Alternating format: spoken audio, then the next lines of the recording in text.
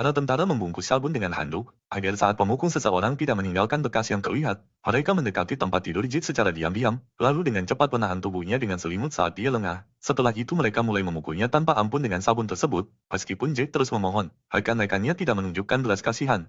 Mereka bergiliran melampiaskan frustasi mereka padanya. Bahkan satu-satunya temannya Jack White ikut serta dalam penyerangan brutal itu. Malam yang panjang itu, Jack tidak hanya mengalami keuntungan militer, tetapi juga menyaksikan kekejaman dingin dari kemanusiaan. Sejak saat itu Jack kehilangan senyum jujurnya yang biasa. Ketika dihadapkan pertanyaan sulit dari instruktur, dia kini bisa menjawab dengan lancar dan menjadi seorang penempat jitu yang tidak pernah meleset dari target. Instruktur pun tidak bisa menyembunyikan rasa kagumnya, karena Jack tampak seperti orang yang benar-benar berbeda. Hanya Mike yang menyadari perubahan dalam diri Jack. Jack mulai bergumam pada dirinya sendiri saat memegang senjata, dan matanya sering memancarkan sorot liar. Saat pelatihan rifle pun berakhir, instruktur mulai membagikan tugas pada para prajurit, seperti yang sudah Jack duga. Sebagian besar rekan-rekannya ditempatkan di departemen yang nyaman.